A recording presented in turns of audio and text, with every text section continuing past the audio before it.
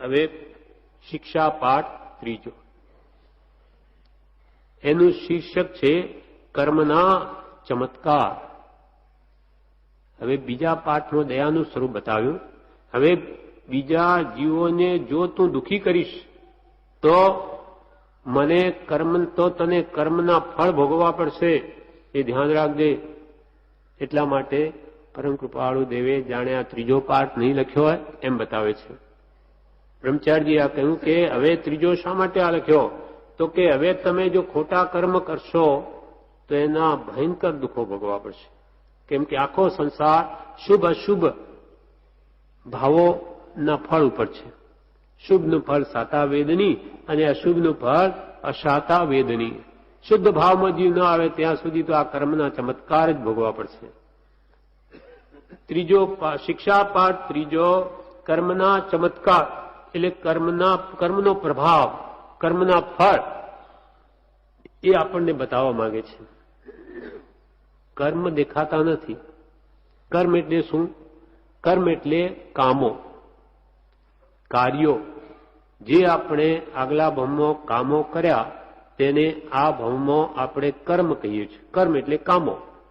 તે અબાધા કાળમાં અમુક સુધી એ કર્મો અંદર સત્તામાં પડ્યા રહે, ત્યાં સુધી તો આયુષ્ય પૂરું થઈ જાય. એટલે ઉદયાવલીમાં આવતા ટાઈમ લાગે એટલે એને પ્રારબ્ધ કહીએ છીએ, નસીબ કહીએ છીએ, પૂર્વ કર્મ કહીએ છીએ. વાત એની જ આપણા જ કરેલા કામો, તેને કર્મ કહેવાય છે.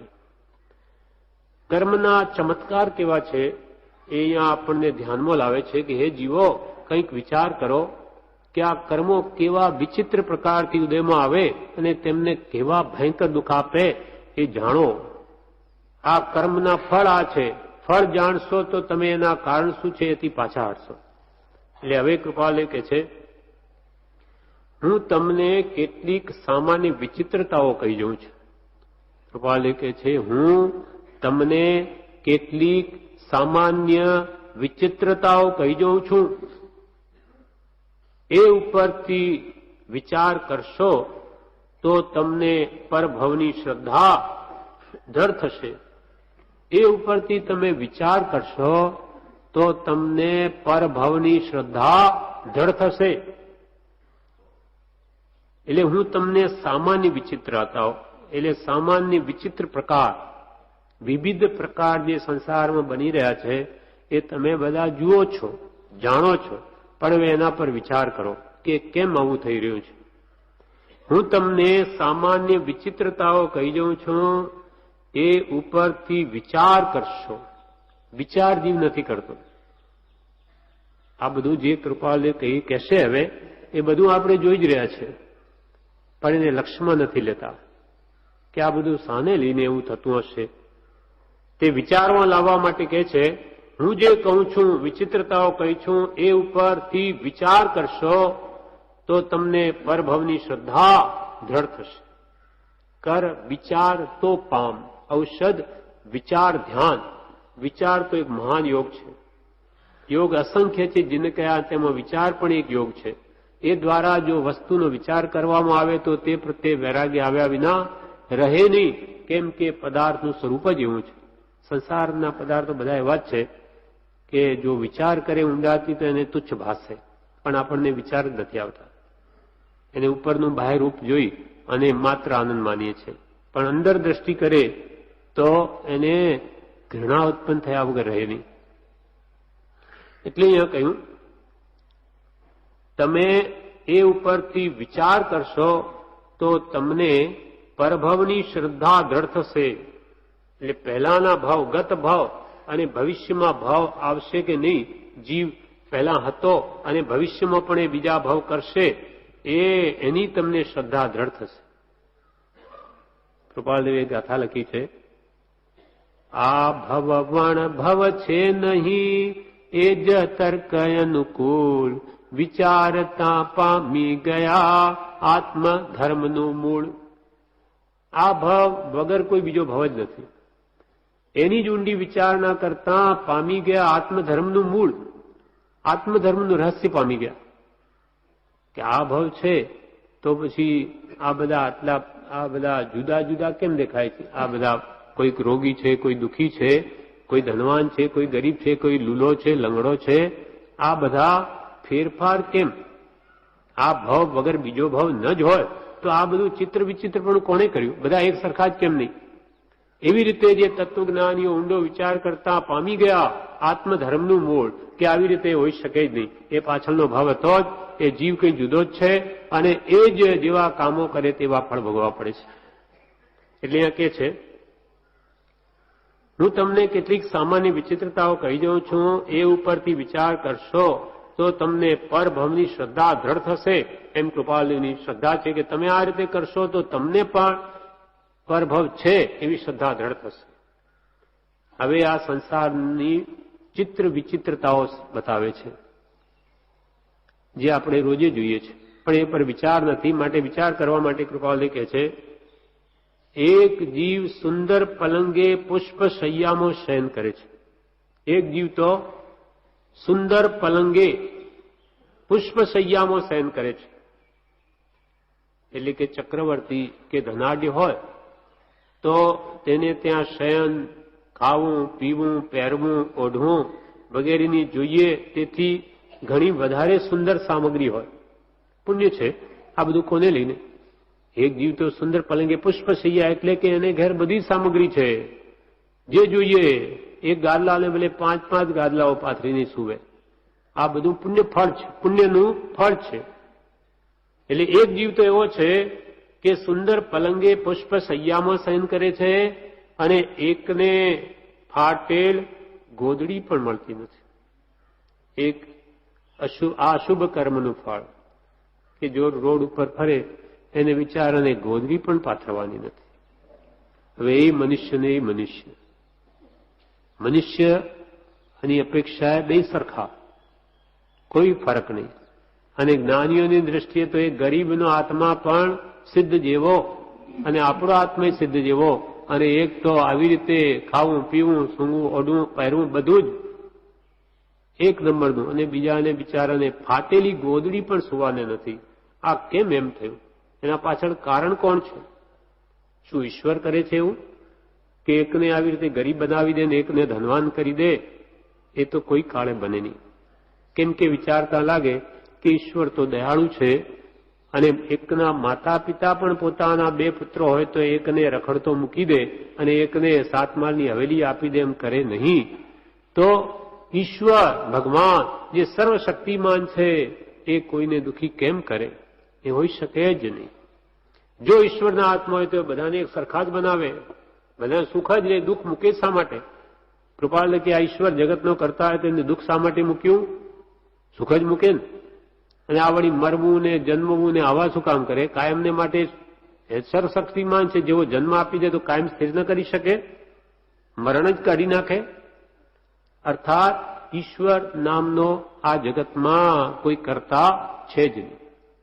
અને છેલ્લું તર્ક તો કૃપાલદેવ એવો કહ્યો કે એ ઈશ્વર કેવો કે એને એટલું ભાન ન થયું કે મહાવીર જેવા વ્યક્તિને આ ઉત્પન્ન કર્યો કે જે નામ બોલક પુત્ર બાપને જ કે છે જ નહીં ઈશ્વર, જેને જન્મ આપ્યો એ ઈશ્વરને એ તો ના પાડે છે, ઈશ્વર છે જ નહીં તો એવાને શું કામ જન્મ આપ્યો? અર્થાત ઈશ્વર આ જગતનો કરતા છે જ નહીં. આપણો આત્મા જ સારા કર્મ કરે સારા ફળ ભોગવે અને પાપ કરે નરકાદી ફળ ભોગવે. શુભ કરે ફળ ભોગવે દેવાદિ ગતિમાં, અશુભ કરે નરકાદી ફળ કર્મ રહિત ન ક્યાં. એક જીવ સુંદર પલંગે પુષ્પશૈયામાં શયન કરે છે, એકને ફાટેલી ગોદડી પણ મળતી નથી. અવંતી સુકુમાર હતા, અત્યંત સુકોમળ હતા, રાજપુત્ર હતા. આખી અવંતીમાં, અવંતી એટલે ઉજ્જૈન નગરી, અત્યંત સુકોમળ હતો એ પુત્ર રાજાનો. તો એક તો આવી રીતે બધી સુખ સામગ્રી ભોગવે રાજ્ય મહેલમાં, ધનાભદ્ર જેવા શાલીભદ્રના બનેવી, એ પણ પુણ્યશાળી. તો આવા બધા સુખો ભોગવે અને એકને ફાટેલ ગોદડી પણ મળે નહીં. એક ભાત ભાતના ભોજનોથી તૃપ્ત રહે છે. ભાત ભાતના ભોજન, સટરસ ભોજન, અનેક જાતની વાનગીઓ બને, 32 ભોગ બને અને એકને સૂકો રોટલો પણ નહીં. કાળી જારના પણ કૃપાલે કે સાંસા પડે કાળી જાર એટલે હલકામાં હલકું ધાન્ય છે, એ પણ ખાવાનું નથી મળતું, ભૂખે મરે છે બે મનુષ્ય. તો આ તફાવત શા માટે? એક ભાત ભાતના ભોજનોથી તૃપ્ત રહે છે શેઠિયા લોકો કે રાજાઓ, ભાત ભાતના, આજે વાનગી બીજી, કાલે બીજી, અને એક નહીં પણ ચાર ચાર ખાઈ ન શકે એટલી વાનગીઓ. પેટ નાનું ને વાનગીઓ ઘણી. એક ભાત ભાતના ભોજનોથી તૃપ્ત રહે છે અને એકને કાળી જારના પણ સાંસા પડે છે. ભિખારી એને કાળી જુવાર પેટ ભરવા પૂરતું પણ નથી મળતું. આ શાનું ફળ છે? કોણ કરે છે આ? તો કે આ કર્મોના ફળ છે. પૂર્વે આવા પાપ કર્યા, કોઈ જીવોની દયા પાડી નહીં, કોઈને સુખી કર્યા નહીં, તેનું આ પરિણામ છે. ભગવાન ઋષભદેવ ને પણ 6 મહિના અંતરાય રહ્યો. પહેલા સીકું બાંધવું, પેલા બળદને અને ખોલવાનું નહીં કહ્યું તો એમને પણ નડ્યું. તો ભગવાન તીર્થંકર જેવાને પણ જે કર્મો ઋષભદેવને નડે તો આપણને ન નડે? બધાને નડે. ભગવાન મહાવીરે પોતાના પૂર્વમાં રાજાના ભવમાં શીશુ રેડાવી દીધેલું કાનમાં. રાત્રે જે શૈયા પાલક હતો એને કહ્યું કે એ વાસુદેવ હતા તે ભવમાં, અને કે હું સૂઈ ગયા પછી આ સંગીત બંધ કરી દેજે. એને તો આનંદ આવ્યો. એટલે કૃષ્ણ પૂર્વ ભાવનો વાત છે. એ સૂઈ ગયા ભગવાન મહાવીરનો જીવ, પણ છતાં એને બંધ કર્યું નહીં. સવારમાં જાગ્યા ત્યારે કે હજુ ચાલુ?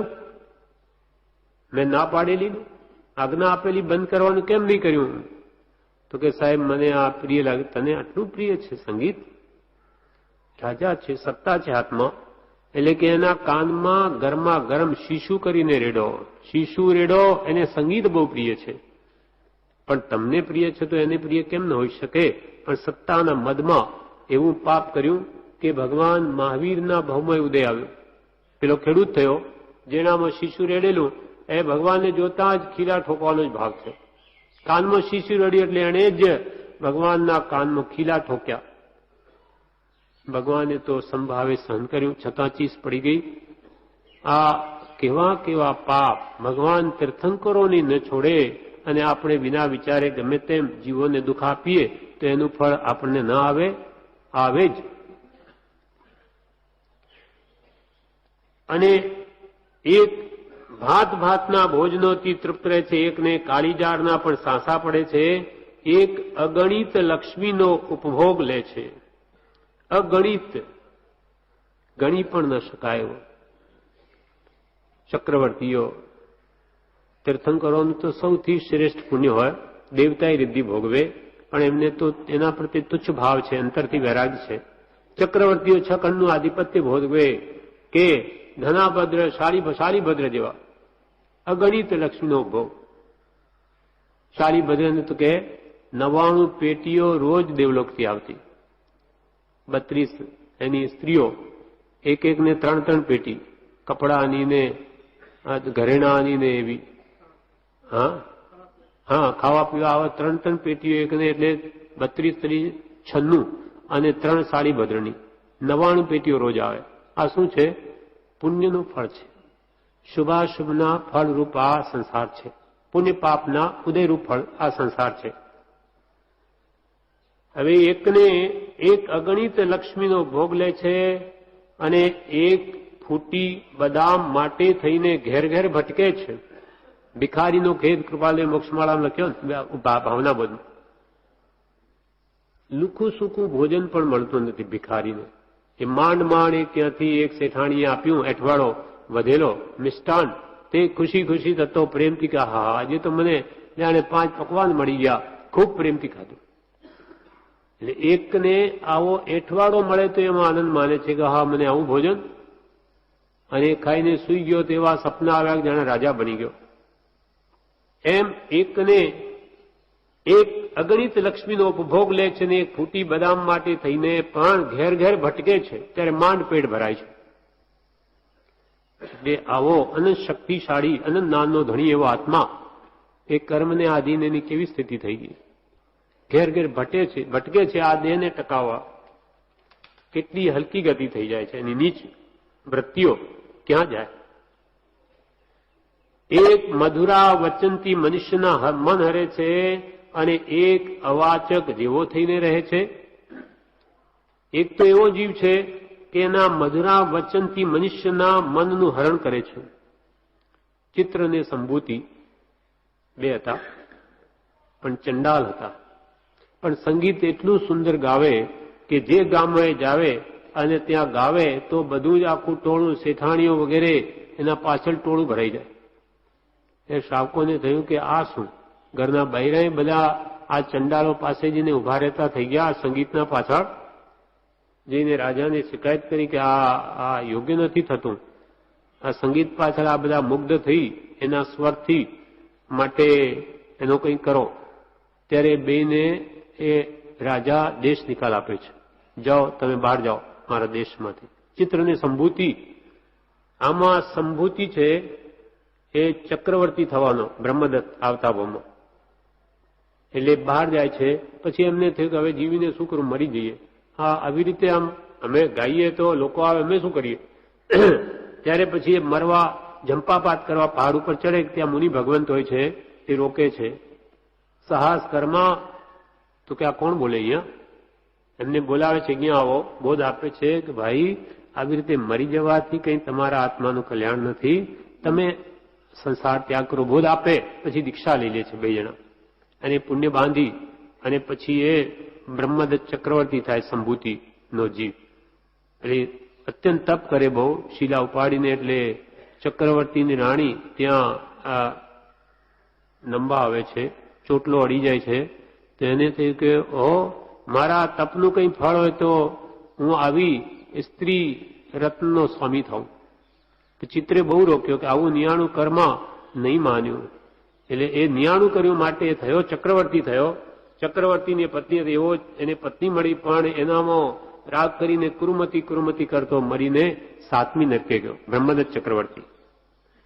એટલે કંઠનું જ કારણ હતું ત્યાં પણ નિમિત્ત. એક મધુરા વચનથી મનુષ્યના મન હરણ કરે છે અને એક અવાચક જેવો થઈને રહે. એક તો આટલું બધું સંગીત ગાય અને એક મૂંગો, મોઢું અવાજ છતાં બોલી જ ન શકે. આ કેમ? મોઢું બેને છે. એવા પાપ બાંધ્યા. કોઈને એવું કર્મ કર્યું હશે કે એનું મોઢું જ બંધ, બોલી જ ન શકે. ગુણમંજરીની જેમ જ્ઞાનની આશા ન કરી તો આ ભૂમાં મૂંગી થઈ. એક સુંદર વસ્ત્રાલંકારથી વિભૂષિત થઈને ફરે છે અને એકને ખરા શિયાળામાં ફાટેલું કપડું પણ ઓઢવાને મળતું નથી. આ બધા બેની પરાકાષ્ઠા બતાવે છે. એક પુણ્યની પરાકાષ્ઠા, એક પાપની પરાકાષ્ઠા. એક તો સુંદર વસ્ત્રાલંકારથી સનતકુમાર ચક્રવર્તી,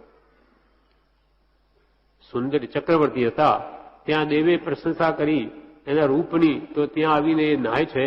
તે વખતે રૂપ જોયું ત્યારે અભિમાન આવી ગયું કે અહીંયા શું જુઓ છો? હું જ્યારે આ વસ્ત્ર અલંકાર સજીને રાજસભામાં બેસું ત્યાં આવજો, ત્યારે મારું રૂપ જોજો. એવા એ અભિમાનને લઈને શરીર ઝેરમય બની ગયું. પણ અહીંયા કહેવાનો આશય કે એક તો ચક્રવર્તી જેવા સુંદર વસ્ત્રાલંકારથી વિભૂષિત થઈને ફરે છે, સજ્જ થઈને, અને એકને ખરા શિયાળામાં ફાટેલું કપડું પણ મળતું નથી ઓઢવાનું. ખરા શિયાળામાં પણ ફૂટપાથ પર સૂઈ રહે, ભયંકર ઠંડી હોય, તતડીને કેટલા અમુક પેપરોમાં આવે છે કે અમુક તો મરી જાય છે ભયંકર ઠંડીમાં, અમુક ક્યાં જાય. એટલે કેવી દશા છે આ જીવની.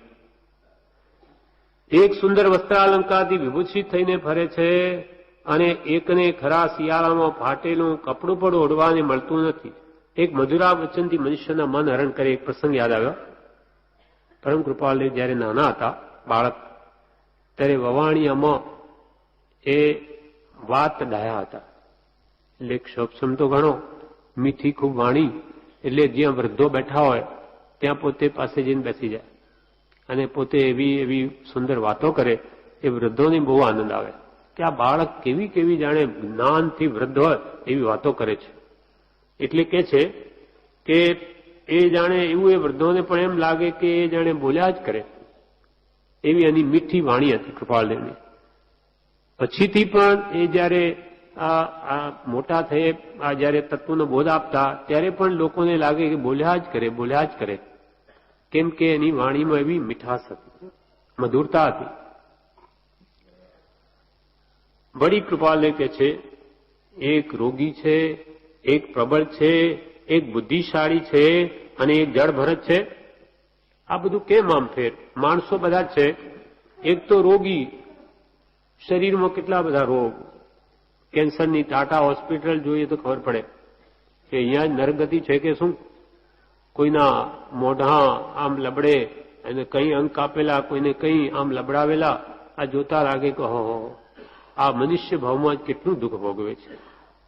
એક રોગી છે, એક પ્રબળ છે, પ્રકૃષ્ટ બળવાળો છે, નખમય રોગ નથી. એ આત્માને આ જીવ, આ મનુષ્ય આ બધા કર્મના ફળ છે. જ્ઞાનીઓ કે ધ્યાન રાખજો, નહીં તો તમારી આવી સ્થિતિ થશે. એક રોગી છે, એક પ્રકોષ્ઠ એટલે પ્રકૃષ્ટ બળવાળો છે. બાહુબલીની જેમ બાહુબલીએ મુનિઓની સેવા એવી કરી. બાહુબલીને ભરત મહારાજા પૂર્વમાં, ભરત મહારાજાનો જીવ તો મુનિઓને આહાર પાણી લાવી આપે અને બાહુબલી બધાની સેવા કરે કે માંદા પડે એમની બહુ એમને સુખ શાંતિ ઉપજાવે બધાને. તો એના ફળમાં આવતા બ્રહ્મા એ ભરત ચક્રવર્તી થયા, જે મુનિઓની આહાર પાણી લાવીને આપી એના ફળમાં. અને પેલા એ સેવા કરી માનવીએ બાહુબલી તો ચક્રવર્તીના બળ કરતે વધી ગયા. હું હોય નહીં, ચક્રવર્તી એ નરેન્દ્ર કહેવાય, નરોમાં ઇન્દ્ર સમાન. એનાથી બળ કોઈ હોય નહીં. પણ ધર્મ વસ્તુ એવી છે કે એનાથી જીવ શું ન કરી શકે. એટલે એવી સેવા ભાવ એ મુશ્કેલ છે ઘણો. પૈસા તો લોકો આપી દે કે ભાઈ એમનું સંભાળજો તમે, પણ જાતે સેવા કરવી એ બહુ મુશ્કેલ છે. તો એનો લાભ બી બહુ છે, પુણ્ય પણ બહુ છે. એટલે સાધર્મીની સેવા કરવી જોઈએ એમ કહ્યું. અને જે કાયાથી સેવા કરે, ધનથી તો કરે, તન મન વન બધું સારું છે, પણ કાયાથી કરે વધારે ઉત્કૃષ્ટ છે. એક રોગી છે, એક પ્રબળ છે, એક બુદ્ધિશાળી છે. એક તો અભયકુમારની જેવી ઉત્પાતિક બુદ્ધિવાળો છે, જે પ્રશ્ન કરે એના પહેલા એનો જવાબ એના મગજમાં હોય, તૈયાર હોય. એક બુદ્ધિશાળી છે અને એક જળ ભરત છે. જળ ભરત એટલે બુદ્ધિહીન છે, કંઈ સૂચતું જ નથી. એક બુદ્ધિશાળી છે ને એક જળ ભરત છે. જળ ભરત એટલે બુદ્ધિમાં જળ જેવો છે. એનું એક કાળીદાસનું દ્રષ્ટાંત પ્રસિદ્ધ છે. એક વાર શું થયેલું,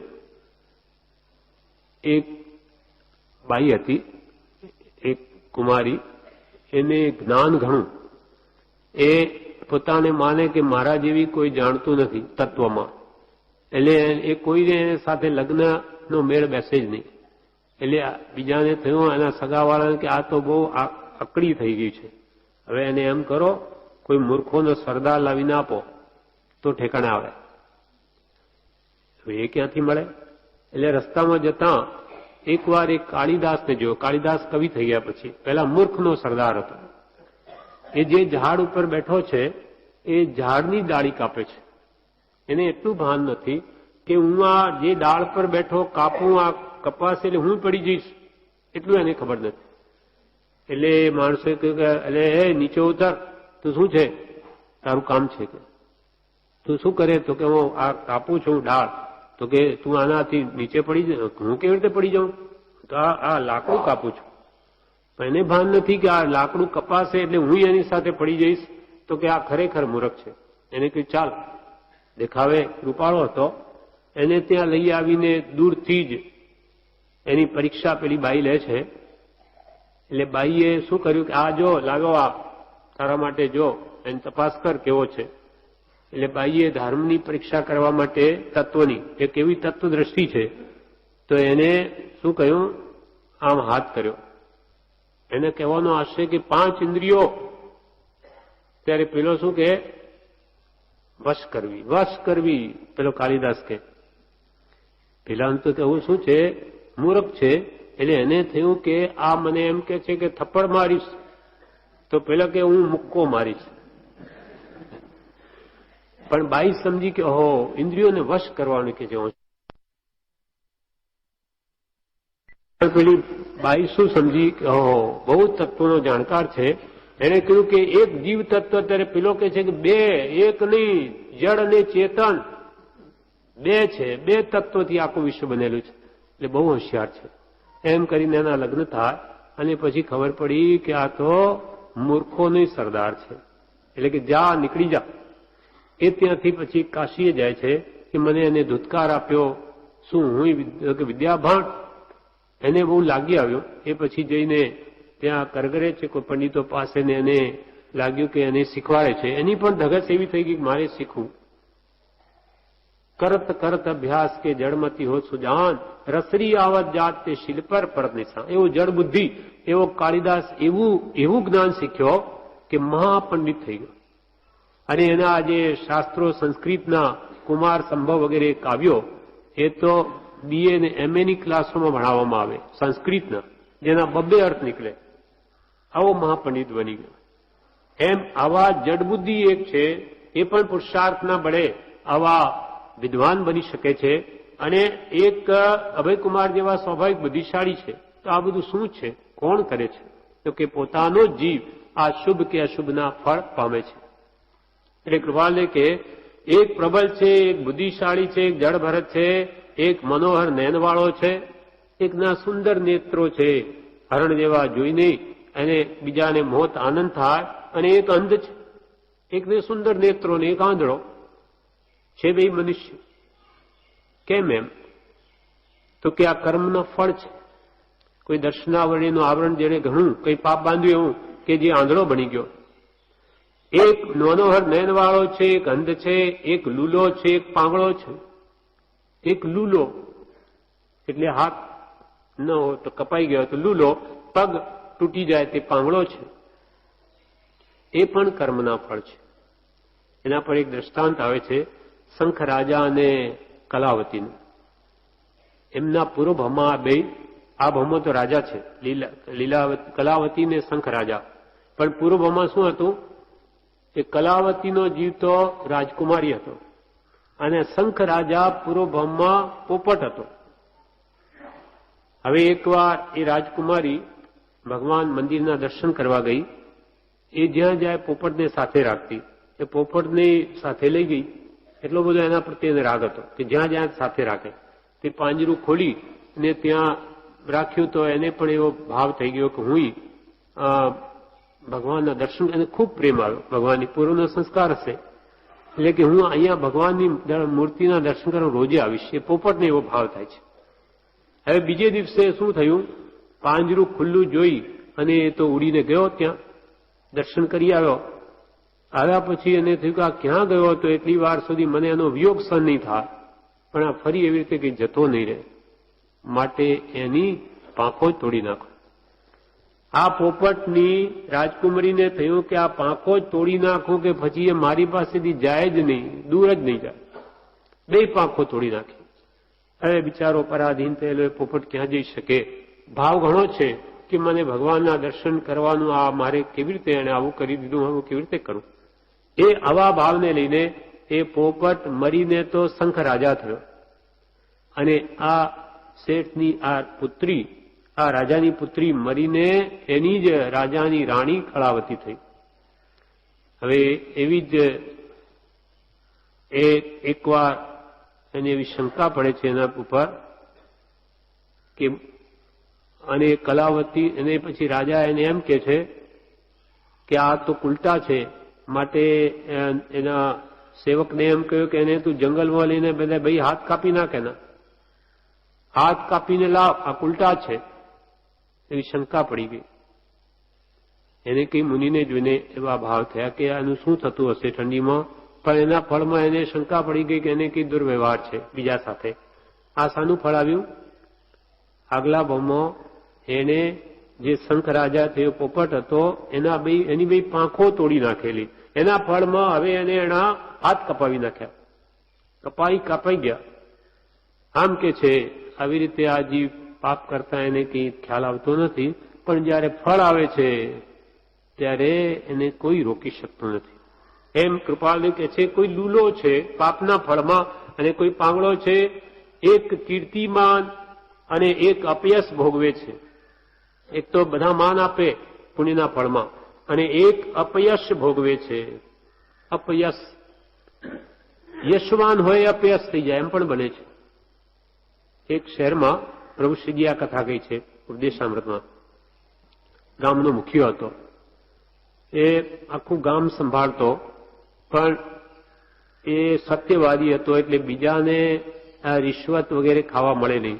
એટલે એને થયું કે આને આપણે આ ગામમાંથી દેશ વટતો કેમ થાય એમ કરો. એ રાજાને ફરિયાદ કરી. એટલે રાજા તો કાનના કાચા બધા એમ કહ્યું, એટલે કે ભાઈ તું નીકળી જાય અહીંયાથી. ગામનો મુખિયો એને કહ્યું, તું તારો સામાન એક ગાડામાં જેટલો ભરાય એટલો લઈને જા. રાજાનો હુકમ શું કરે? પ્રભુશ્રી કહ્યું. એ પછી જતા જતા રસ્તામાં બધો સામાન આવ્યો એટલો ગાડામાં ભરી લીધો, અને રસ્તામાં જતા એની બાઈને પ્રસવ થયો, છોકરાનો જન્મ થયો.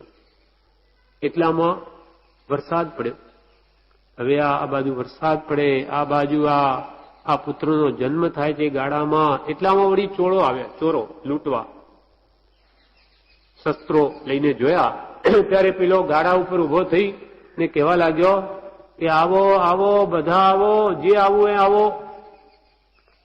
એટલે પેલા ચોરો કે અલ્યા કોને બોલાવે છે? તો મારા કર્મોને. હું ક્યાં હતો? ગામનો મુખિયો. તેવી દશા આવી કે દેશ વટ્ટો થયો અને સામાન જેટલો ગાળો એટલો લઈને ચાલ. એમાં વળી આ છોકરું જન્મ્યું અને એમાં વરસાદ પડ્યો. હવે જવું ક્યાં? અને તેમાં વળી તમે લૂંટવા આવ્યા. આવો, જે આવો આવો.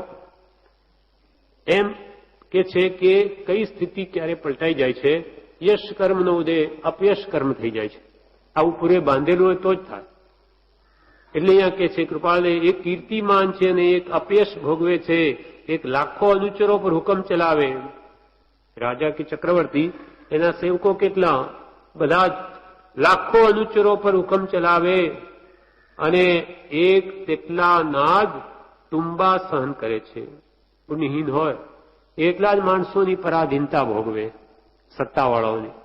અને પરાધીન સપને હું સુખ નાય. રામાયણમાં કહ્યું, પરાધીન વ્યક્તિને સપનમાં પણ સુખ નથી. અને એક તેટલાના જ તુંબા સહન કરે છે અને એક લાખો અનુચરો પર હુકમ ચલાવે. એક વાર શું બનેલું કે એક શેઠને ત્યાં આ પુણ્યના ફળ કેવા હોય છે? પૂર્વે કંઈ પાપ કર્યું ત્યારે આ ભાવમાં રજપૂત છે, પણ શેઠનો દાસ છે. હમણો દાસ છે, આગલા ભાવમાં કરેલું પાપનો ફળ. હવે એ કરતા કરતા એ ઢોરો ચરાવે, એ દાસ શેઠનો. એકવાર જંગલમાં ભેખડ પડી ગઈ અને તેમાંથી ભગવાનની મૂર્તિ દીઠી. વરસાદ થયો, ભેખડ ખસીને આમાંથી મૂર્તિ જોઈએ ને એને એવો ભાવ આવ્યો કે ઓહો, આવી સુંદર પ્રતિમા, અને બહુ સરસ છે. એટલે એને એટલો પ્રેમ આવ્યો ને રોજ કે હું આ ભગવાનની પ્રતિમાના દર્શન કર્યા વગર તો હું ખાવું જ નહીં. દાસ છે પણ આત્મા છે ને, એને એવો શું ભાવ જન્મી આવ્યો, એટલે રોજ ત્યાં પ્રતિમાના દર્શન કર્યા વગર ખાતો જ નથી. એકવાર શું બન્યું કે વરસાદ પડ્યો, એટલો વરસાદ પડ્યો કે 7 દિવસ સુધી એ ત્યાં જઈ જ ન શકે, એટલું બધું પાણી આવી ગયું. પણ નિયમ કરેલો કે એમના દર્શન વગર હું જમીશ નહીં. એટલે એને પાણી પણ સુદ્ધા નહીં ઘાલ્યું, કાંઈ મોઢામાં નહીં ઘાલ્યું. 7 દિવસ બતી ગયા. 8મે દિવસે જયારે થંભ્યો વરસાદ ત્યારે ત્યાં જઈને એ ભગવાનના દર્શન કરી મૂર્તિને શું બોલે છે કે હે ભગવાન, હું કેવો પાપી કે મેં આપના દર્શન કરવા નહીં આવી શક્યો. એમ નહીં કે મારે આટલા ઉપવાસ થાય એ નહીં, મેં આપના દર્શન કરવાનું પણ મારે જોગ નહોતો. કેટલો બધો વરસાદ, કેટલું પાણી ભરાઈ ગયું. આવા ઠેકાણું આપના સ્થાને કેવી રીતે આવું બધું પાણી ભરાઈ ગયું? હવે આ કંઈ નમ્યું એટલે આવ્યો.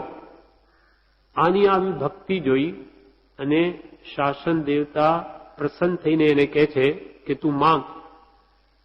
તો કે મારે કઈ નહીં જોઈએ, મારે તો આ ભગવાનની ભક્તિ મળી ગયા, આવા મને ભગવાન મળી ગયા, મારે કાંઈ નહીં જોઈએ. પણ એ દેવે પ્રસન્ન થઈને કહ્યું કે તને 7મે દિવસે રાજ્ય મળશે. મારે રાજ્ય નથી જોઈતું. તો દેવ કે એ વાણી અમારી ખરી ગઈ, એ ફોકટ જાય જ નહીં. અપાઈ ગયું. હવે શું બને છે? એ જઈને ઘરે જાય એટલામાં તે જ ગામ શહેરનો રાજા મરી જાય છે.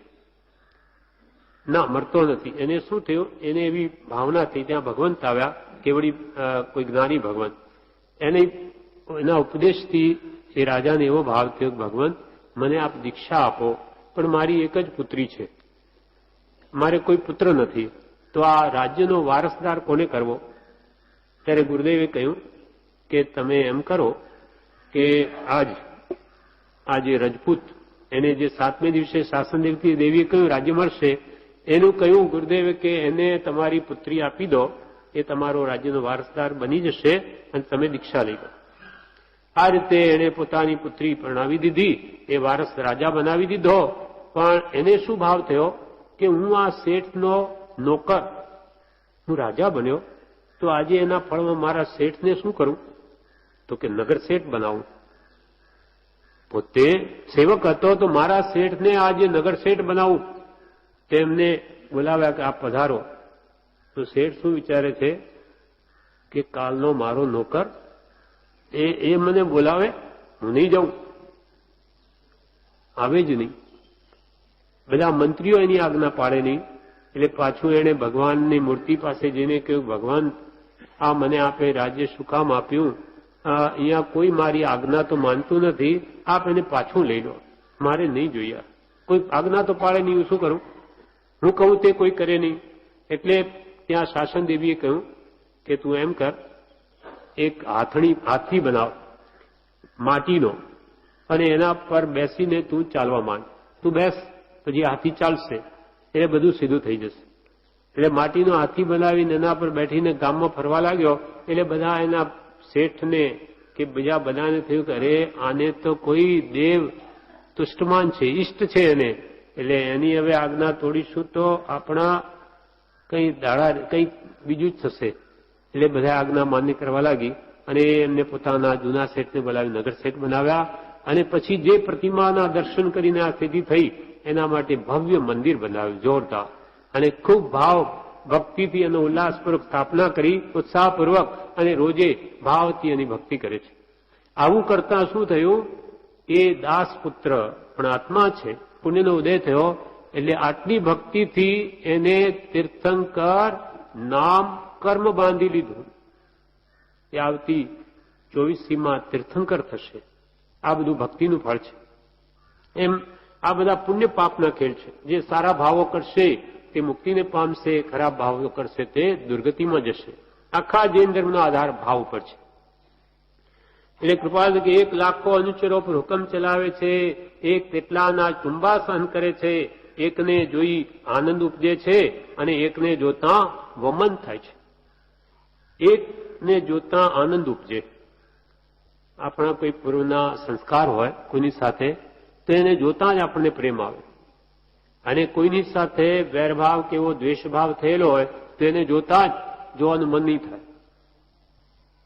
એકને જોતા આનંદ ઉપજે છે અને એકને જોતા વમન થાય છે. કોઈ કદરૂપો હોય, કોઈ દુર્ગંધમય ભિખારી હોય, એને જોતા ઉલટી પણ આવે. આ બધા પુણ્ય પાપના ખેલ છે.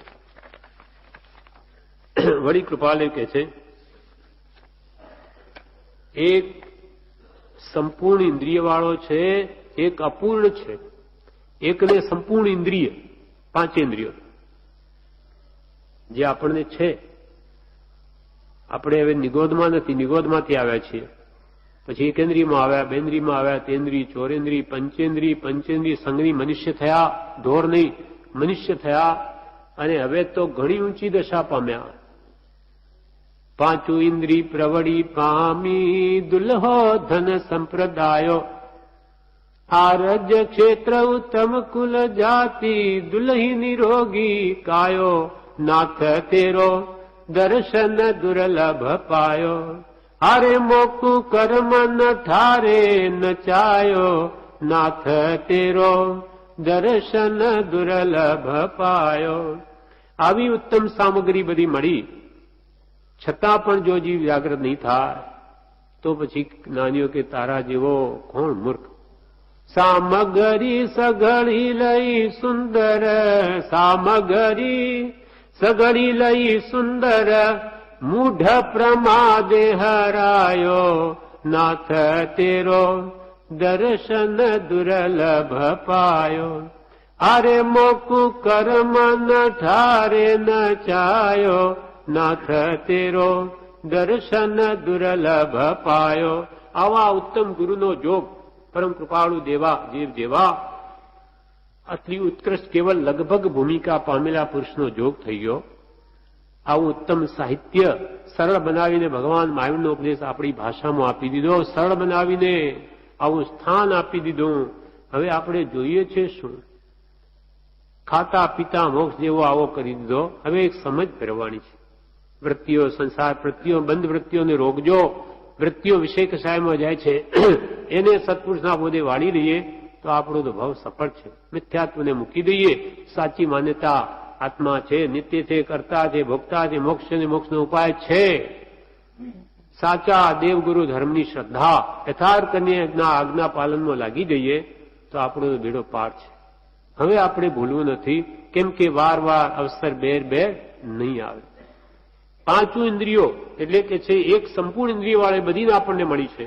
ધનનો જોગ પણ છે, બધું જ છે. શું નથી? સત્સંગનો જોગ છે, સત્પુરુષનો જોગ છે. સાચો ધર્મ ભગવાન મહાવીરના કેટલા પંથ પડી ગયા, પણ એમાં મતભેદ, બધા પક્ષભેદ બધા છોડાવીને વીતરાગ માર્ગ આત્મ ધર્મ પર લાવી દીધા. એથી વધારે શ્રેષ્ઠ શું હોય આવા ભયંકર કાળમાં, ઊંડા અવસરપીણી કાળમાં? એક સંપૂર્ણ ઇન્દ્રિય વાળો છે, એક અપૂર્ણ છે, એકને દિન દુનિયાનું લેશ ભાન નથી. એક જીવ તો એવો છે કે એને ગરીબોની વળી દુનિયા હોય, આપણને જો કે ખબર નથી, કેમ કે જે માંગે બધું મળે. એટલે ગરીબોને શું દુઃખ હોય એ આપણા અનુભવમાં નથી. એકને દીન દુનિયાનું લેશ ભાન નથી. એ તો શાલીભદ્ર જેવા. શાલીભદ્રના ટાઈમમાં માતા કે શ્રેણિક આવ્યા છે, તો કે શ્રેણિક વળી શું કે માતા મને શું પૂછો છો? એ તો સાતમે માલે લે હવેલીમાં. એટલે કે આપ માતાજી આપ એમને લઈને વખારમાં નાખી દો. આપ બધું જે કંઈ કરો છો, જે લેવું આપ જ સંભાળો છો. તો શ્રેણિક આવ્યા તો એમને લઈને વખારમાં નાખી દો. મને શું પૂછો? શ્રેણિક આવ્યા છે. અરે એ તો આપણા રાજા છે, આપણા માથે રાજા છે. આ શબ્દથી જાગૃત થઈ જાય છે. મારે માથે રાજા છે? આવડી કોણ? પછી આવે છે, એની પાસે બેસે છે, તે એને જોઈ હવે સુકોમળ જોઈને ખોળામાં લે છે. શ્રેણિક મહારાજે કે હા આવો પુત્ર દેવતાઈ હોય તે જાણે. એટલે એની તો એક કર્માય છે ત્યાં દેવતાઈ રિદ્ધિ ભોગવે, એટલે ત્યાં એને તો પાણી છૂટી ગયું, પરસેવો છૂટે. કેમ કે રત્નોના પ્રકાશમાં રહેનારો, આંખમાંથી પાણી છૂટે આ દીવાઓ નીચે આવ્યા એટલે ત્યાં રત્નોના પ્રકાશમાં રહે. તો આવું પુણ્ય ફળ એ ભોગવે છે કે જેને દીન દુનિયા એટલે ગરીબ દુનિયાનો લેશ પણ ભાન નથી. ગરીબાઈ વળી શું હોય? કૃપાલ કે એકને દીન એટલે ગરીબ, એકને દીન દુનિયાનું લેશ ભાન નથી અને એકના દુઃખનો કિનારો પણ નથી. એકને એટલું બધું દુઃખ છે કે એનો અંત જ નથી. એનો દ્રષ્ટાંત મૃગાપુત્રનો કૃપાળદેવે આપ્યું છે ભાવના બોધમાં, કે એ પુત્ર કેવો. એકવાર ગૌતમ સ્વામીને રસ્તામાં જતા એક કોડિયાને જોયો. એટલો એનો કોડ ઝરતો હતો. એટલે ભગવાન મહાવીર સ્વામી પાસે આવીને ગૌતમ સ્વામીએ કહ્યું કે ભગવાન આ આટલું દુઃખ એને છે, એવો દુનિયામાં કોઈ બીજો દુઃખી હશે?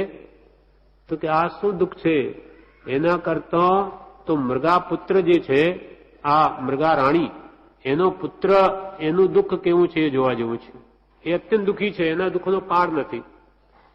તો એ ભગવાન તું ત્યાં જવું? તો કે ભલે. ત્યાં આવે છે ને રાણીને કહે છે કે આપના પુત્ર ક્યાં છે, મારે જોવા છે. તો જે બીજા પુત્રો તે બતાવ્યા, તો કે એ નહીં, ભગવાને કહ્યું છે તે જે ભોયરામાં છે. તો કે ગુરુદેવ આપ થોડી વાર થોભો, હું એના દરવાજા ખોલી લઉં. એટલે ભયંકર દુર્ગંધ થોડી વાર બહાર નીકળી જાય. એ લોઢિયો પુત્ર છે, ગોળ મટોળ, માંસનો લોચો જ છે. એટલે પહેલા દરવાજા ખોલ્યા, બધી દુર્ગંધ બહાર ચાલી ગઈ. પછી ગૌતમ સ્વામીને ત્યાં લઈ જાય છે. એ જુએ છે તો એ પુત્ર ને બીજું કાંઈ નથી, માંસનો લોચો. એને કે હું આહાર પાણી કેમ આપો? તો કે રસ રાબ વગેરે કરીને રેડું, એના પર એ પછી આમ અલોટે અને એનો રસ ચૂસી લે છે. એટલે ભયંકર દુઃખ ભોગવે છે. એને પૂર્વભોમમાં ખૂબ હિંસા કરેલી, કોઈના નાક કાપ્યા, કોઈના પગ કાપ્યા, આવી અનંત હિંસાના અનેક હિંસાના ફળમાં એ આવી સ્થિતિ પામ્યો છે. અને અહીંયાથી મરીને કે નરકે જશે, ત્યાંથી પાછો બહાર આવીને એક વાર સિંહ થશે, પાછો નરકે જશે, એમ 7 નરકમાં વારાફેર જશે. પછી એકેન્દ્રિય થશે, સ્થાવરમાં આવશે, પછી 2 ઇન્દ્રિય, 3 ઇન્દ્રિય, 4 ઇન્દ્રિય થશે. એમ કરતો કેટલાય હજારો ભવે એનો પાર આવશે. એવા એને કર્મ બાંધ્યા છે. અને આ ભવમાં એના દુઃખના કિનારો નથી. એટલે કૃપાલ કે એકને દિન દુનિયાનું લેશ ભાન નથી, એકના દુઃખનો કિનારો પણ નથી. એક ગર્ભાધાનથી હરાયો, એક જન્મ્યો કે મુઓ, અને એક મુએલો અવતર્યો, અને એક 100 વર્ષનો વૃદ્ધ થઈને મરે છે. એક તો ગર્ભમાં જ મરી ગયો એક જીવ, બીજો વળી જીવ જન્મે કે મરી જાય. એવાય કર્મ બાંધીને આવે, ગર્ભના દુઃખ ભોગવે અને જન્મે કે મરી જાય. ગર્ભના અને જન્મના 2 દુઃખ ભોગવ્યા, પછી મરી ગયો. અને એક 100 વર્ષનો વૃદ્ધ, એક મુએલો અવતર્યો, એક મરેલો જ જન્મ્યો, અને એક 100 વર્ષનો વૃદ્ધ થઈને મરે છે. એમ જીવોના આયુષ્ય કર્મ દરેકના જુદા હોવાથી આવી રીતે ફરક પડે છે. એટલે બ્રહ્મચારીજી લખ્યું છે, કોઈ ગર્ભ વિશે મરે જન્મતા, કોઈ બાળપણમાં પણ મરે યુવાન મરતા જોઈ. નિયમ નહીં વર્ષો તણો, મરણ અચાનક થાય. પણ એક નિયમ નક્કી ખરો, કે જન્મે તે મરી જાય. આપણે જન્મ્યા છીએ માટે મરવું તો નિશ્ચિત છે, પણ ક્યારે કંઈ કહેવાય નહીં. બાળકે મરે, યુવાની મરે, વૃદ્ધે મરે, ગર્ભમય મરે, અને 100 વર્ષનો વૃદ્ધ થઈને મરે. એવી સ્થિતિ છે તો કે છે કૃપાલ કે શીઘ્ર આત્મહિત કરી લેવું. ખબર નથી કે બીજી ક્ષણે આપણું અહીંયા અસ્તિત્વ છે કે નહીં. એટલે કૃપાલ કે ગર્ભાધાનથી હરાયો, એક જન્મ્યો કે મુઓ, એક મુએલો અવતર્યો, અને એક 100 વર્ષનો વૃદ્ધ થઈને મરે છે. કોઈના મુખ ભાષા અને સ્થિતિ સરખા નથી. આપણે એટલા બધા બેઠા છીએ, કોઈનું મોઢું સરખું નહીં, કોઈની ભાષા સરખી નહીં, એક સરખી, કે કોઈની સ્થિતિ પણ સરખી નહીં. સ્થિતિ એટલે આપણી બુદ્ધિની સ્થિતિ કે પૈસાની સ્થિતિ કે બુદ્ધિ, બધું જ જુદું જુદું. વિચારોની સ્થિતિ, એમ કોઈના મુખ ભાષા અને સ્થિતિ સરખા નથી. મૂર્ખ રાજગાદી પર ખમાખમાથી વધાવાય છે, અને સમર્થ વિદ્વાનો ધક્કા ખાય છે. બડી કૃપાલ શું કહે કે મૂર્ખ હોય, રાજાનો પુત્ર, પુણ્ય કર્યું હોય, શેઠનો પુત્ર હોય, પણ મૂર્ખ હોય, છતાં પણ ત્યાં એના સેવકો તો સાહેબ જ કરે, બુદ્ધિ હોય નહીં, પણ પુણ્ય લઈને આવ્યો. એટલે કૃપાલ કે મૂર્ખ રાજગાદી પર ખમાખમાથી વધાવાય છે, અને સમર્થ વિદ્વાનો ધક્કા ખાય છે. વિદ્વાન પુરુષો ધક્કા ખાય, એને નોકરી પણ નહીં મળે. એના ઉપર એક કાવ્ય કૃપાલદેવ જયારે અવધાનો કરતા ત્યારે શીઘ્ર કવિતા લખતા. શીઘ્ર, ત્યાં વિચારવાનું નહીં, તરત કે ભાઈ કવિ ઉપર કવિતા લખો કે તરત જ બોલે, ગોઠવવાનું કંઈ નહીં. એટલે કૃપાલદેવી એવી કવિતા લખી છે જે અપ્રસિદ્ધ છે, બહાર ક્યાંય નથી. એટલે એમાં શું કહે છે કૃપાલદેવ, એટલે કવિઓની કંગાળતા, એનું શીર્ષક કૃપાલદેવે અવધાનમાં આવ્યું, કવિઓની કંગાળતા. એમાં કે છે, કવિઓને ધામ નહીં, કવિઓને ઠામ નહીં, કવિઓને દામ નહીં, પ્રભુને દયા નથી.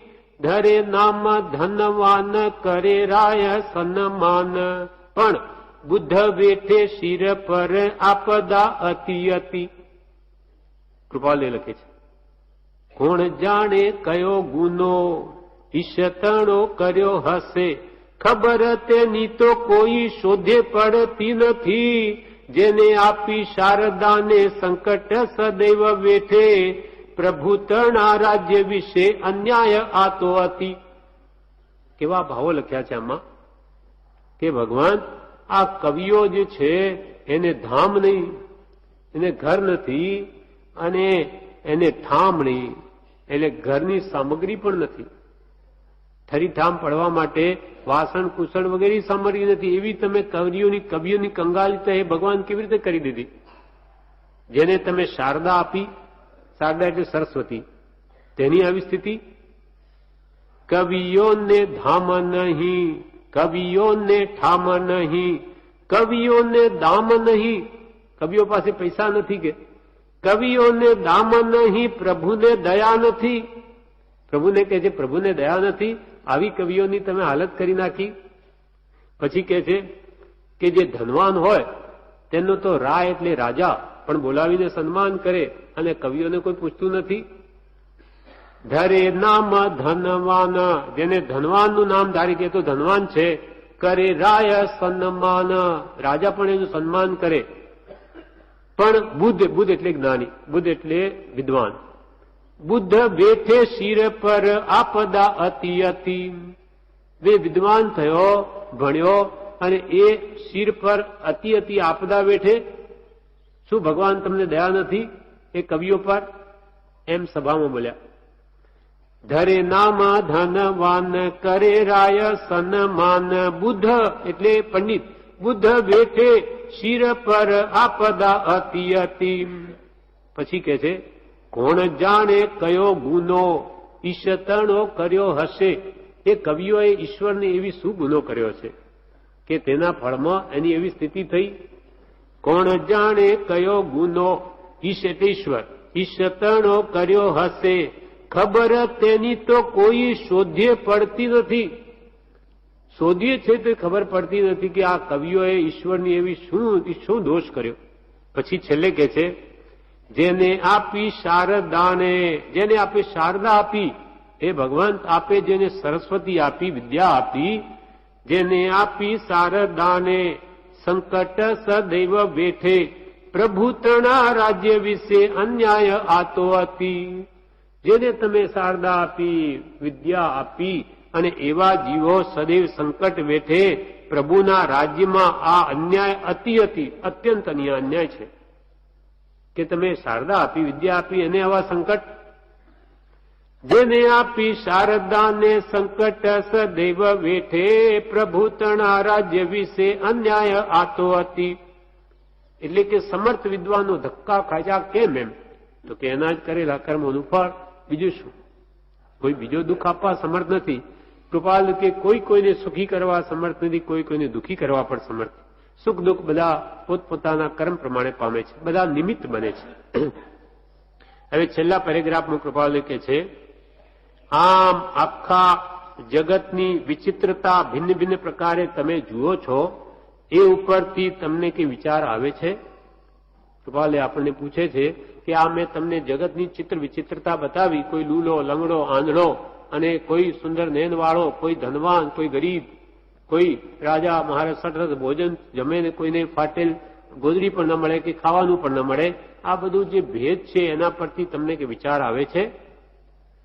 આમ આખા જગતની વિચિત્રતા ભિન્ન ભિન્ન પ્રકારે તમે જુઓ છો, તમે કે જુઓ છો, એ ઉપરથી તમને કે વિચાર આવે છે?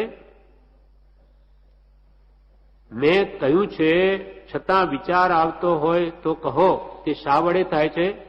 મેં તો કે ઉપર કહ્યું છે, અથવા હમણાં કહું છું, પણ તમે વિચારો કે આ કયા કારણે આવું થતું હશે. છતાં મેં તો કહ્યું છે, છતાં વિચાર આવતો હોય તો કહો તે શા વડે થાય છે? હવે પોતે જ કે છે કૃપાલને, પોતાના બાંધેલા શુભાશુભ કર્મ વડે. કર્મ વડે આખો સંસાર ભમવો પડે છે. પરભવ નહીં માનનાર પોતે વિચાર શા વડે કરે છે? એ વિચારે તો આપણી આ વાત એ પણ માન્ય રાખે. કૃપાલ કે ભાઈ તમને વિચાર આવતો ન હોય તો હું કહું કે આ બધું પોતાના જ બાંધેલા શુભ અશુભ કર્મ વડે. પોતે શુભ બંધ કરે તો આવી સુખ સામગ્રી પામે સંસારની, અને પાપ કરે તો અહીંયા દુઃખી થાય. ખાવાનું ન મળે, પહેરવા ઓઢવાનું ન મળે, રહેવાનું ન મળે, અને વળી ટુંબાસન કરવા પડે. પોતાના બાંધેલા શુભાશુભ કર્મ વડે. હવે આપણે કર્મ છે તે દેખાતા નથી. કર્મ એવી વસ્તુ છે, કર્મના વર્ગણાઓ એ ચોટે છે, દેખાતી નથી, પણ એના ફળ જરૂર દેખાય છે. જેમ કે આપણે ઘઉં વાવીએ, એ વાવ્યા પછી એ તો નીચે દાટી દીધું રેતીઓ, પછી કે દેખાતું નથી. પણ એના જયારે ફૂટે ડુંડા કુપલ બહાર આવે, એ મોટું ઝાડ થાય ત્યારે કે લાગે ઓ કંઈ આવ્યું બહાર. આપણે બધું ખાઈએ છીએ, શું થાય છે અંદર દેખાતું નથી, પણ બધી ક્રિયાઓ થઈને એમાંથી બધી સપ્ત ધાતુઓ બનીને એમાં લોહી બને, શરીરમાં તાકાત આવે, ક્રિયા જરૂર થાય છે. કેમ થાય છે ખબર નથી. એમ જ્ઞાની પુરુષો કે છે કર્મ એટલે કામો આપણે કરીએ છીએ, પણ એના ફળો કેવી રીતે આવે છે, એ કેવી રીતે ક્રિયા થાય છે આત્માની અંદર, એ કર્મો કેમ ચોટે અને કેમ ઉદયમાં આવે એ દેખાતું નથી, પણ એના ફળ સુખ દુઃખ રૂપ જરૂર દેખાય છે. આ બધા આપણે કર્મનું ફળ છે. જુદા જુદા શરીર, જુદી જુદી વિચારધારા, દરેકની ભાષા, સ્થિતિ, મુખ બધા જુદા જુદા. કેમ? તો કે દરેકના કર્મ જુદા છે. એટલે એ બધું પોતાના શુભાશુભ કર્મ વડે આખો સંસાર ભમવો પડે છે. 4 ગતિરૂપ સંસાર છે, બીજું કાંઈ નથી. આપણે મનુષ્ય ગતિમાં છીએ, એથી વિશેષ પુણ્ય કર્યું તો દેવગતિમાં જાય, ઓછું પાપ કર્યું તો ઢોર પશુની ગતિ, એથી વિશેષ પાપ તો નરક ગતિ. આ 4 ગતિરૂપ સંસાર છે. આમાં આ જીવ ભમ્યા જ કરે છે અનંતકાળથી. એટલે કે કર્મ વડે આખો સંસાર ભમવો પડે છે. બ્રહ્મચારીજી બોધામૃતમાં કહ્યું છે કે કર્મની રચના બહુ ગહન છે, જે કર્મ ગ્રંથોમાં વર્ણવી છે કે કર્મની 8 પ્રકૃતિઓ, જ્ઞાનાવર્ણીય, દર્શનાવર્ણીય, મોહનીય, અંતરાળ, આ 4 ઘાતીય કર્મ, પછી વેદનીય, ગોત્ર, નામ અને આયુષ્ય, 8 કર્મ છે. એથી આત્મા જકડાયેલો છે. એ કર્મની 8 પ્રકૃતિઓ અને કર્મોનો પાછો ઉદય, ઉદીર્ણા, સત્તા, એ જે બધું છે, આમ કર્મની રચના અનેક પ્રકારે છે. પણ ભોગવવા વાળો તો એક આપણો આત્મા જ છે. આત્મા જ કર્મ કરે છે, એ જ ભોગવે છે. એ જો કર્મ ન કરે તો તીર્થંકરો, કેવડીઓ આ સંસારમાં જ રહે છે, પણ એ કર્મ નથી કરતા, રાગ દ્વેષના ભાવો નથી કરતા, માટે અહીંયા રહ્યા છતાં પણ એમને કર્મ બંધ નથી. ઇરિયાપથિક બંધ છે, સાંપ્રદાયિક બંધ નથી. એક સમયમાં કર્મ આવે, કેમ કે હલનચલનની ક્રિયા છે દેહધારી પરમાત્મા અને તીર્થંકરોની કેવડીઓને. એક સમયમાં કર્મ આવે, બીજા સમય ભોગવાઈ જાય, ત્રીજા સમય તો ખરી જાય, બંધ ન થાય વિશેષ. એટલે એને બંધ કર્મની અપેક્ષા કહેવાય, પણ આમ કંઈ બંધ નથી. એમને કોઈ દુઃખ આપવા સમર્થ નથી એ કર્મો, કેમ કે રાગદ્વેષ છે જ નહીં.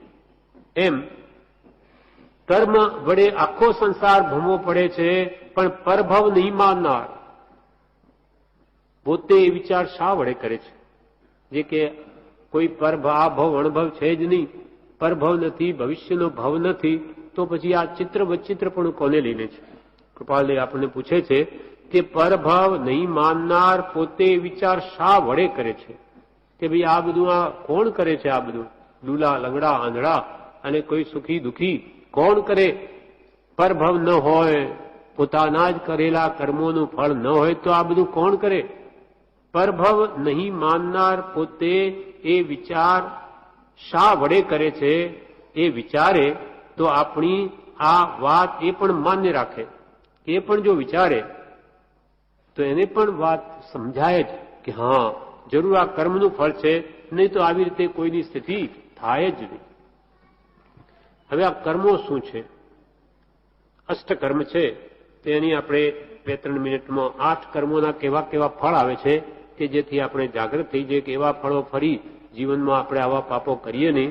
એના માટે સંક્ષેપમાં જોઈ જઈને પછી આપણે પૂરું કરીએ છીએ. એમાં જ્ઞાનાવર્ણિયાદિ 8 કર્મને આધીન બની જઈ આપણો આત્મા વિવિધ પ્રકારના કર્મ બાંધે છે અને તેના ફળ પણ આ ચિત્ર વિચિત્ર પ્રકારે ભોગવે છે. તેમાં પહેલું જ્ઞાનાવર્ણીય કર્મ, જે બીજાને જ્ઞાનમાં અંતરાય કરે તો જડ બુદ્ધિ જીવ થાય. આપણે કોઈ જ્ઞાન ભણતો હોય કે ભણાવતો એને અંતરાય કરીએ તો આપણે અંતરાય કર્મ બંધાય, જ્ઞાનાવર્ણીય કર્મનો બંધ થાય. એટલે આપણે પછી બુદ્ધિમાં જડ છીએ, આપણે કંઈ સમજાય નહીં, કંઈ જ્ઞાન હૃદયમાં ઉતરે નહીં. માટે કોઈને જ્ઞાનમાં અંતરાયરૂપ થવું નહીં, એને નિવારવાથી બુદ્ધિશાળી થાય. જ્ઞાનાવર્ણીય કર્મ બીજાના પણ કોઈને ભણવાનું સાધન આપીએ અથવા એને અંતરાય નહીં, એને મદદ કરીએ તો આપણા જ્ઞાનાવર્ણીય કર્મ ખપે. માટે શાસ્ત્રો લખાવાથી પણ જ્ઞાનાવર્ણીય કર્મનો બંધ તૂટે છે. એટલે આ રીતે કરવું, પણ બંધ તો ન જ કરવો. બીજું દર્શનાવર્ણીય કર્મ, એ દ્વારપાલ જેવું છે. રાજાને ત્યાં બાર દ્વારપાળ ઉભો અંદર જવા દે નહીં રાજા પાસે, તેમ ભગવાનના દર્શન કરવામાં રોકે દર્શનાવરણી કર્મ. અર્થાત આ કર્મે જીવ આંધળો પણ થાય. કોઈને જ્ઞાન ને દર્શન એમાં કોઈ પણ આ બાધા કરવી નહીં. ભગવાનને કોઈ દર્શન કરતો હોય તો ભલે કરે, એમાં રોકવું નહીં કોઈ દિવસ. ત્રીજું મોહનીય કર્મ, એને લીધે જ આખો સંસાર છે. તેના ફળમાં 4 ગતિ આવે. રજડવું પડે મોહની કર્મ, મોહ કરવાથી. એમાં દર્શન મોહ અને ચારિત્રમોના 2 ભેદ છે. દર્શન એટલે મિથ્યાત્વ અજ્ઞાન છે, ચારિત્રમો એટલે રાગદ્વેષ છે. રાગદ્વેષ જેટલા ઘટાડીશું, મિથ્યા માન્યતાઓ દેહમાં આત્મબુદ્ધિ છોડી દઈ આત્મામાં આત્મબુદ્ધિ જેટલી કરીશું એટલો આ દર્શનમો નાશ પામશે અને રાગદ્વેષ મંદ કરતા આત્મા સ્વભાવમાં આવતો જશે. એટલે આ મોહનીય કર્મ ને કાઢવાથી આત્માની મુક્તિ થાય છે. પછી રહ્યું અંતરાય કર્મ, એના 5 ભેદ: લાભાંતરાય, દાનાંતરાય, ભોગાંતરાય, ઉપભોગાંતરાય અને વીર્યાંતરાય. લાભાંતરાય શું છે? તો કે પુરુષાર્થ કરે તો પણ એને લાભ થાય નહીં. ખૂબ મથે તો એ અંતરાય કર્મ બાંધ્યા એટલે એને કોઈ લાભ થાય નહીં પૈસા વગેરેનો. બીજું દાનાંતરાયથી ઘરમાં હોય છતાં દાન ના આપી શકે, પોતાના ઘરમાં હોય પણ આપી ન શકે, એ દાનાંતરાયનું કારણ છે. ત્રીજું ભોગાંતરાય, વસ્તુ હોવા છતાં ભોગવી ન શકે. વસ્તુ હોય પણ ઇન્દ્રિયો બરાબર ન હોય, શરીર તો ભોગવી ન શકે, ભોગાંતરાય. અને ઉપભોગાંતરાયમાં વસ્ત્રો, ઘરેણા વગેરે જે વારંવાર ભોગવવામાં આવે એ વસ્તુઓ પણ ન ભોગવી શકે, એ ઉપભોગાંતરાય છે. અને વીર્યાંતરાયમાં શરીરમાં બળ હોય નહીં, રોગી હોય, એ વીર્યાંતરાય. કોઈને કંઈ આવું દુઃખ આપ્યું હશે એના ફળમાં એ રોગી થયો એટલે બળ નથી શરીરમાં. આ રીતે બીજાને સારા કામ કરવામાં અંતરાય કરવાથી અંતરાય કર્મ બંધાય છે. પછી નામ કર્મ. નામ કર્મથી અશુભ નામ કર્મથી લૂલો, પાંગળો કે કદરૂપો થાય અને શુભ નામ કર્મથી સુંદર થાય, રૂપાળો થાય, નિરોગી વગેરે થાય. આ શરીર બધું નામ કર્મથી બને છે. ગોત્ર કર્મ, ઉચ્ચ ગોત્રથી શેઠને ત્યાં જન્મે, ત્યાં ખાવા પીવા વગેરેની બધી સુવિધા સહેજે હોય. નીચ ગોત્રમાં, નીચ કુલમાં જન્મે અને મહા મહેનતે પેટ ભરે. ચંડાલ કુલ વગેરે બિલ ભંગીના ભમવા જાય, માંડ પેટ ભરે મજૂરી કરીને. એ બધા પાપના ફળ છે. અને કોઈ દિવસ ગોત્ર ઊંચ હોય તેનું પણ અભિમાન કરવું નહીં તો એને આગલા નીચ ગોત્રમાં જાય. વેદનીય કર્મ એ શાતાવિનીય કર્મના ઉદયથી સંપૂર્ણ ઇન્દ્રિય વાળો એશ આરામ ભોગવે અને અશાતા કર્મના ઉદયથી રોગી હોય, દુઃખ ભોગવે, બીજાના ટુંબા સહન કરે વગેરે. મતલબ કોઈને દુઃખ ના આપવું તો અશાતા વેદની આવે અને શાતા આપે તો પોતાને શાતા આવે. પછી આયુષ્ય કર્મ એ લાંબુ હોય તો 100 વર્ષનો પણ થાય, ટૂંકું આયુષ્ય ગર્ભમાં પણ મરી જાય. પુણ્ય પાપ રૂપ કર્મના આધારે સંસારી જીવો સુખ દુઃખ ભોગવે છે. પુણ્ય પાપ રૂપ કર્મના આધારે સંસારી જીવો સુખ દુઃખ ભોગવે છે. આ બધું સંસારનું નાટક છે, તે કર્મના ચમત્કાર જ છે. સૌભાગભાઈના દીકરા મણિભાઈ એકવાર કૃપાલને મુંબઈમાં કે મારે નાટક જોવા જવું છે આજે.